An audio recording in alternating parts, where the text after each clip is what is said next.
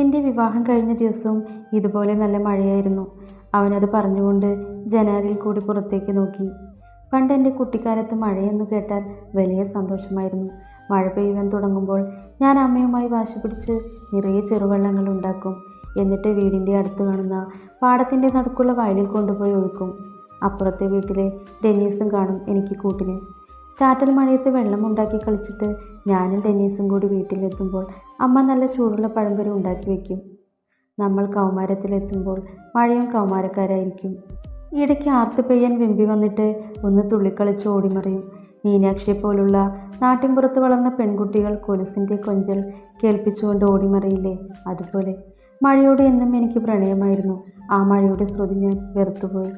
അവനിൽ എന്തൊക്കെയോ ദുരൂഹതകൾ ഉണ്ടെന്ന് അവൾക്കുറപ്പായി. ഹയർ സ്റ്റഡീസിന് ഞാൻ ഡൽഹിക്കാണ് പോയത്. ഡൽഹിയിൽ പോയി MBA ചെയ്തതിന് ശേഷം ഞാൻ നാട്ടിലെത്തി. അച്ഛൻ്റെ കൂടെ ബിസിനസ്സിൽ സഹായിച്ചുകൊണ്ട് കുറച്ചുനാൾ ഇവിടെ നിന്നതിന് ശേഷം പുറത്തേക്ക് പോകാമെന്നാണ് ഞാൻ തീരുമാനിച്ചിരുന്നത്. അങ്ങനെ ഞാനും അച്ഛൻ്റെ ഒപ്പം പോകുവാൻ തുടങ്ങി. ഒരുപാട് ശത്രുക്കൾ അച്ഛന് ചുറ്റുമുണ്ടെന്ന് അച്ഛൻ്റെ ബിസിനസ് രംഗത്തേക്ക് ഞാൻ കൂടി പ്രവേശിച്ചു കഴിഞ്ഞാണ് ഞാൻ മനസ്സിലാക്കിയത്.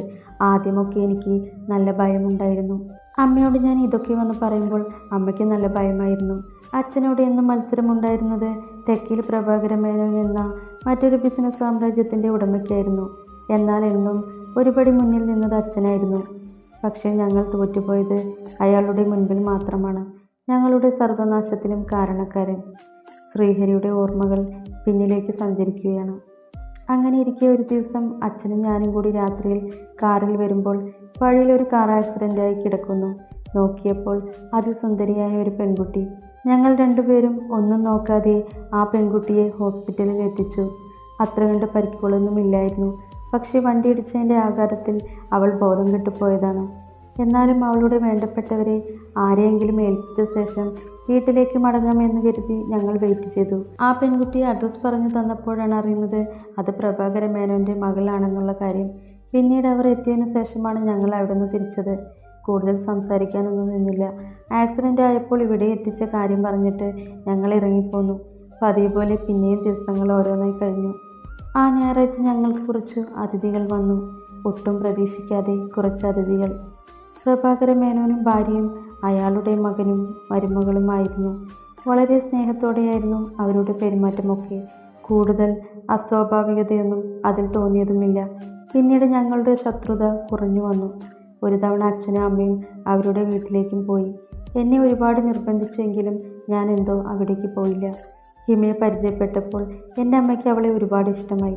അത്ര നല്ലൊരു അടക്കവും ഒതുക്കവും ഒക്കെയുള്ള പെൺകുട്ടി. ആര് കണ്ടാലും ഒറ്റ നോട്ടത്തിൽ അവളോട് താല്പര്യം തോന്നും. അമ്മയാണ് എനിക്ക് വേണ്ടി ഹിമയെ ആലോചിച്ചത്. അത് കേൾക്കേണ്ട താമസം അവർക്ക് സമ്മതമായിരുന്നു. പക്ഷേ ഹിമ ഞാൻ മനസ്സിൽ കൊണ്ടു നടന്ന പോലെയുള്ള ഒരു പെൺകുട്ടിയല്ലായിരുന്നു. ലണ്ടനിലൊക്കെ പോയി പഠിച്ചതുകൊണ്ടാവണം അവൾ തൻ്റെ ഇടം നിറഞ്ഞ ഒരു പെൺകുട്ടിയായിരുന്നു. എന്നോട് സംസാരിക്കുമ്പോഴൊക്കെ അവളുടെ അഹങ്കാരം വ്യക്തമാക്കുന്നതായിരുന്നു. ഞാനത് അമ്മയോടൊന്ന് സൂചിപ്പിച്ചു. അതൊക്കെ വിവാഹശേഷം മാറിക്കോളും എന്നായിരുന്നു അമ്മയുടെ മറുപടി. അങ്ങനെ കല്യാണ ഒരുക്കങ്ങളൊക്കെ നടന്നുകൊണ്ടിരുന്നു. ഒരു ദിവസം അച്ഛൻ നഗരത്തിലുള്ള ഒരു പ്രധാനപ്പെട്ട പ്ലോട്ട് എൻ്റെ പേരിൽ മേടിച്ചു. അതിലൊരു ഹൈപ്പർ മാർക്കറ്റ് പണിയുവാനായിരുന്നു അച്ഛൻ്റെ തീരുമാനം. പ്രഭാകര മേനോൻ്റെ മകൻ മിഥുൻ പലതവണ നോക്കി വെച്ചതായിരുന്നു ആ പ്ലോട്ട്. കല്യാണത്തിന് 2 ദിവസം മുമ്പാണ് ഈ സംഭവങ്ങൾ നടക്കുന്നത്. മിഥുനും പ്രഭാകര മേനോനും കൂടി അച്ഛനെ സമീപിച്ചു. ആ പ്ലോട്ട് മിഥുനും നൽകണം എന്നായിരുന്നു അവർ മുൻപോട്ട് വെച്ചത്. അച്ഛൻ പക്ഷേ സമ്മതിച്ചില്ല. അന്ന് അച്ഛനും അവരുമായിട്ട് 1 മണിക്കൂർ നീണ്ട വാദപ്രതിവാദങ്ങളായിരുന്നു. ഒടുവിൽ അവർ ദേഷ്യപ്പെട്ടിറങ്ങിപ്പോയി. ഈ വിവാഹം നടക്കില്ല എന്ന് ഞങ്ങൾ ഉറപ്പിച്ചു. പക്ഷേ അന്ന് രാത്രിയിൽ ഹിമ എന്നെ വിളിച്ചു. ഞാനില്ലാതെ അവൾക്ക് ജീവിക്കാൻ പറ്റില്ലെന്നും വേറെ ആരുടെയും മുമ്പിൽ അവൾ തലകുനിക്കില്ലെന്നും പറഞ്ഞു അവൾ പൊട്ടിക്കരഞ്ഞു. എൻ്റെ ഒപ്പം അവൾ ഇറങ്ങി വരാൻ തയ്യാറാണെന്ന് വരെ എന്നോട് പറഞ്ഞു. അത്രമേൽ അവൾ എന്നെ സ്നേഹിക്കുന്നു എന്നും ഈ വിവാഹം നടന്നില്ലെങ്കിൽ അവൾ ജീവിച്ചിരിക്കില്ലെന്നൊക്കെ പറഞ്ഞു. ശ്രീഹരി പറയുന്നത് കേട്ടുകൊണ്ടിരിക്കുകയാണ് മീനാക്ഷി. പുറത്ത് ശക്തമായ മഴ പെയ്യുന്നുണ്ട്. ആ മഴയ്ക്ക് ഒരു രാക്ഷസിയുടെ രൂപമാണെന്ന് അവൾക്ക് തോന്നി. ചിരിച്ചട്ടഹസിച്ചു പെയ്യും പോലെയാണ് അവൾക്ക് അപ്പോൾ തോന്നിയത്. ശ്രീഹരിയുടെ വാക്കുകൾക്കായി അവൾ ചെവിയോർത്തു. അച്ഛൻ എന്നോട് പറഞ്ഞു അവളെ നമ്മൾക്ക് വിളിച്ചു കൊണ്ടുവരാമെന്ന്. കാരണം അച്ഛന് അവിടെ ജയിക്കണമായിരുന്നു. പക്ഷെ ഞങ്ങൾ വിചാരിച്ചതുപോലെ ഒന്നും സംഭവിച്ചില്ല. വിവാഹ ഒരുക്കങ്ങൾ മുറ പോലെ നടന്നു. അവർക്ക് സമ്മതക്കുറവൊന്നും ഇല്ലായിരുന്നു. അങ്ങനെ പറഞ്ഞുറപ്പിച്ച മുഹൂർത്തത്തിൽ ഞാൻ ഹിമയുടെ കഴുത്തിൽ താലി ചാർത്തി. വളരെ ആഡംബരം നിറഞ്ഞ ഒരു വിവാഹമായിരുന്നു അത്. പ്രഭാകരൻ മേനോൻ അയാളുടെ പദവിയും അഹങ്കാരവും ഒക്കെ എടുത്തു കാണിക്കുന്ന വിധത്തിലായിരുന്നു എല്ലാം സജ്ജീകരിച്ചത്. എല്ലാവരും അതീവ സന്തോഷത്തിലായിരുന്നു. അച്ഛനോടും അമ്മയോടുമൊക്കെ അവർ വളരെ താല്പര്യത്തോടെ കൂടി സഹകരിച്ചു. അന്ന് ഞങ്ങളുടെ ആദ്യ രാത്രിയിൽ ഹിമ ഭയങ്കര കരച്ചിൽ. അവൾക്ക് അവളുടെ അച്ഛനെയും അമ്മയും കാണണമെന്നായിരുന്നു. ഇവളുടെ വിഷമം കണ്ടിട്ട് അമ്മ പറഞ്ഞു, എന്നാൽ നിങ്ങൾ രണ്ടുപേരും കൂടി അവിടേക്ക് പോകുവാൻ. ഇതുപോലെ പെരുമഴയായിരുന്നു അന്നും. മഴ ആയതുകൊണ്ട് പോകേണ്ട എന്ന് അച്ഛൻ പറഞ്ഞതാണ്. പക്ഷെ അവൾ സമ്മതിച്ചില്ല. ആ നശിച്ച രാത്രിയിൽ ഞാനും അവളും കൂടി അവളുടെ വീട്ടിലേക്ക് പോയി. അവിടെ ചെന്നതും ഇവളുടെ മറ്റൊരു മുഖമായിരുന്നു. എല്ലാവരുടെയും മുമ്പിൽ വെച്ച് ഇവൾ എന്നെ വെറുതെ പരിഹസിക്കുന്നു, കളിയാക്കുന്നു. അത് കേട്ട് മിഥുൻ ഭയങ്കര ചിരിയും. എനിക്കൊട്ടും മനസ്സിലായില്ല. മിഥുനൊന്ന് നന്നായിട്ട് മദ്യപിച്ചിരുന്നു. അവൻ എന്നോട് ഓരോ കാര്യങ്ങൾ പറഞ്ഞ് കോർക്കുവാൻ വന്നു. ഞാൻ അതൊന്നും വകവയ്ക്കാതെ ഹിമയും വിളിച്ചു റൂമിലേക്ക് പോയി. എന്തൊക്കെയോ സ്പെല്ലിംഗ് മിസ്റ്റേക്ക് എനിക്ക് തോന്നിയിരുന്നു. ഇന്നിവിടെ വെച്ച് ഒരു സീൻ ഉണ്ടാക്കേണ്ട എന്ന് കരുതി. നാളെ ഹിമയോട് ചോദിക്കാം ഞാൻ തീരുമാനിച്ചു. ഞാൻ കിടന്നു കഴിഞ്ഞിട്ടും അവൾ എൻ്റെ അരികിലേക്ക് വന്നില്ല. 1-2 തവണ ഞാൻ വിളിച്ചപ്പോൾ അവൾ ഫോണിൽ നോക്കിയിരിക്കുന്നു. പിന്നീട് ഞാൻ നിർബന്ധിച്ചതുമില്ല. കല്യാണത്തിൻ്റെ ബഹളങ്ങളൊക്കെ ആയതിനാൽ കുറച്ച് ദിവസമായിട്ട് ഞാൻ അങ്ങനെ ഉറങ്ങിയിരുന്നില്ല. അതുകൊണ്ട് കിടന്ന പാടെ ക്ഷീണം കാരണം ഞാൻ ഉറങ്ങിപ്പോയി. ഇടയ്ക്കെപ്പോഴോ ആരുടെയോ കരച്ചിൽ കേട്ട് കണ്ണു തുറന്ന് ഞാൻ നോക്കിയപ്പോൾ എൻ്റെ അരികിൽ ഹിമയ്ക്ക് പകരം വേറെ ഒരു പെൺകുട്ടി. വിവസ്ത്രയായ അവളെ നോക്കി ഞാൻ അന്തം വിട്ടു. ഇതെല്ലാം കണ്ട ഹിമ വാവിട്ട് കരയുന്നുണ്ട്. ചുറ്റിലും എല്ലാവരും കൂടി നിൽക്കുന്നു. മിഥുനാണെങ്കിൽ എന്നെ അടിക്കാനായി വന്നു. പിന്നെ ആരൊക്കെയോ ചേർന്ന് അവനെ പിടിച്ചു മാറ്റി. ഞാൻ ഹിമയുടെ അടുത്തേക്ക് ചെന്നു. അവൾ എന്നെ തള്ളിമാറ്റി. മിഥുനും പ്രഭാകരൻ മേനോനും കൂടി വായിൽ വന്നതൊക്കെ എന്നെ വിളിച്ചു പറഞ്ഞു. എന്നെയും ആ പെൺകുട്ടിയെയും മുറിയിൽ പൂട്ടിയിട്ടു.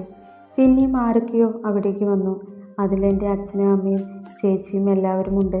പോലീസ് വന്ന് എന്നെ ആ രാത്രി അറസ്റ്റ് ചെയ്തു കൊണ്ടുപോയി. ഞാൻ അങ്ങനെ ജയിലിലായി. തെളിവുകളൊക്കെ എനിക്കെതിരായിരുന്നു. ആ പെൺകുട്ടിയുടെ മൊഴി അപ്രകാരമായിരുന്നു. നിരപരാധിയായ എൻ്റെ അവസ്ഥ പറഞ്ഞാൽ ആർക്കും മനസ്സിലാകില്ലായിരുന്നു. എൻ്റെ അച്ഛൻ ഈ നാണക്കേടിൽ പിന്നീട് പുറത്തിറങ്ങിയില്ല. ആളുകളുടെയൊക്കെ മുന്നിൽ അച്ഛൻ അപമാനിതനായി. ഓഫീസിൽ പോകുന്നതൊക്കെ അച്ഛൻ കുറച്ചു. വീട്ടിൽ തന്നെ കഴിഞ്ഞുകൂടി. അങ്ങനെ ഇരിക്കെ അച്ഛന് 2 തവണ അറ്റാക്ക് ഉണ്ടായി. ശ്രീഹരിയാണെങ്കിൽ ഏറി വന്ന സങ്കടത്തോടെ മീനാക്ഷിയോട് തൻ്റെ കഥകളൊക്കെ പറയുകയാണ്. പ്രഭാകരൻ മേനോൻ അയാളുടെ പവർ ഉപയോഗിച്ചുകൊണ്ട് പ്രശസ്തരായ വക്കീലിനെ നിയമിച്ചു. കേസിൽ അവർ ജയിച്ചു. എന്നെ കോടതി ശിക്ഷിച്ചു. ഹിമ ഒരിക്കൽ പോലും എന്നെ കാണുവാനായി വന്നില്ല. പക്ഷെ എന്നെ ഞെട്ടിച്ചുകൊണ്ട് ഒരിക്കൽ ആ വേലക്കാരി പെണ്ണ് എന്നെ കാണുവാനായി വന്നു. മിഥുനായിരുന്നു അന്ന് അവളെ റേപ്പ് ചെയ്തത്. പുറത്തു പറഞ്ഞാൽ അച്ഛനെയും അമ്മയും കൊല്ലുമെന്ന് അവൻ ഭീഷണിപ്പെടുത്തി എന്ന് പറഞ്ഞ് അവൾ ഒരുപാട് കരഞ്ഞു. ഹിമയും കൂടി അറിഞ്ഞായിരുന്നു ഈ നാടകം എന്ന് ഞാൻ അറിഞ്ഞത് അപ്പോഴാണ്. എന്തു പറയാനാ, ഞാൻ എല്ലാം സഹിച്ചു. പുറത്തിറങ്ങുവാനായി കാത്തിരിക്കുകയായിരുന്നു ഞാൻ. പിന്നീട് ഞാൻ ഒരിക്കൽ കൂടി ഈ വീടിൻ്റെ പടി ചവിട്ടിയിരുന്നു. തെക്കേ പറമ്പിലേക്ക് അച്ഛൻ്റെ ചിത എടുക്കുവാനായിരുന്നു. അത് പറയുമ്പോൾ മാത്രം അവൻ്റെ ശബ്ദം വല്ലാണ്ട് ഇടറിയുന്നു എന്ന് മീനാക്ഷി തിരിച്ചറിഞ്ഞു. ശക്തമായ കാറ്റിൽ ശ്രീഹരിയുടെ ദേഹത്തെല്ലാം മഴത്തുള്ളികൾ അലയടിച്ചു വന്നു. ശ്രീയേട്ട, അവൾ വിളിച്ചു. ശ്രീഹരി മെല്ലെ തിരിഞ്ഞു നോക്കി. ഞാൻ എൻ്റെ ജീവിതത്തിലെ ഒരു കാര്യങ്ങളും ആരോടും ഇതുവരെ പങ്കുവച്ചിട്ടില്ല. മീനാക്ഷിയോട് ഇതൊക്കെ പറഞ്ഞത് ഇയാളെന്നെ അത്രമാത്രം സ്നേഹിക്കുന്നുണ്ടെന്ന് എനിക്ക് മനസ്സിലായതുകൊണ്ടാണ്. ശ്രീയേട്ട, ഉറക്കെ വിളിച്ചുകൊണ്ട് മീനാക്ഷി അവൻ്റെ നെഞ്ചിലേക്ക് വീണു. അവളുടെ കണ്ണീർ അവൻ്റെ നെഞ്ചിലെ പകയുടെ അഗ്നി തണുപ്പിച്ചില്ല. അവൻ്റെ ഇരുകൈകളും അവളെ ഗാഢമായി ആശ്ലേഷിച്ചു. അവൻ അവളുടെ നെറുകയിൽ ആദ്യമായി ഒരു മുത്തം കൊടുത്തു.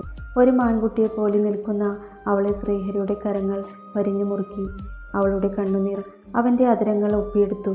പെട്ടെന്ന് എന്തോ ഓർത്തതുപോലെ അവൾ അവനിൽ നിന്നും അകന്നു മാറി. ശ്രീയേട്ടൻ്റെ ഭാര്യ ജീവിച്ചിരിപ്പുണ്ട്.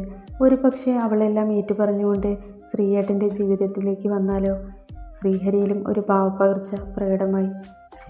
മോശമായിപ്പോയി എന്ന് അവൻ ഓർത്തു. അവൾ വേഗം തന്നെ ആ മുറി വിട്ടിറങ്ങി. എന്നും ശ്രീഹരി കഴിച്ചതിന് ശേഷമാണ് മീനാക്ഷി ഇരിക്കുന്നത്. ഇന്ന് പതിവിന് വിപരീതമായി ശ്രീഹരി പോയി മീനാക്ഷിയെ വിളിച്ചു. വരൂ, നമ്മൾക്ക് ഒന്നിച്ചിരുന്ന് കഴിക്കാം. അവൻ പറഞ്ഞപ്പോൾ അവളും അവൻ്റെ ഒപ്പം ചെന്നു. രണ്ടുപേരും ഒരുമിച്ചിരുന്ന് ഭക്ഷണം കഴിച്ചു. കുറച്ചു സമയം അവൻ TV കണ്ടിരുന്നു. പിന്നീട് രണ്ടുപേരും കിടക്കാനായി പോയി. പിറ്റേ ദിവസം രാവിലെ മീനാക്ഷി ഉണർന്നു. ഇന്ന് അമ്മ വരുമല്ലോ എന്നവൾ ഓർത്തു. പതിവ് പോലെ അവൾ ഓഫീസിലേക്ക് ഇറങ്ങാൻ നേരം ശ്രീഹരി ഉമ്മർത്ത് തന്നെയുണ്ട്. ശ്രീയേട്ട, അവൾ വിളിച്ചപ്പോൾ ശ്രീഹരി മുഖമുയർത്തി അവളെ നോക്കി. ഹിമയെ കാണുവാൻ പോയോ ഏട്ടൻ? അവൾ ചോദിച്ചു. പോകണം, ഞാൻ താലി ചാർത്തിയ പെണ്ണല്ലേ, എനിക്ക് കാണാൻ പോകണം. അമ്മ വരുവാൻ കാത്തിരിക്കുകയാണ് ഞാൻ. അവൻ ചെറുതായൊന്ന് മന്ദഹസിച്ചുകൊണ്ട് എഴുന്നേറ്റു. നിറഞ്ഞു വന്ന കണ്ണുകൾ അവൻ കാണാതിരിക്കുവാനായി അവൾ വേഗം യാത്ര പറഞ്ഞു പോയി.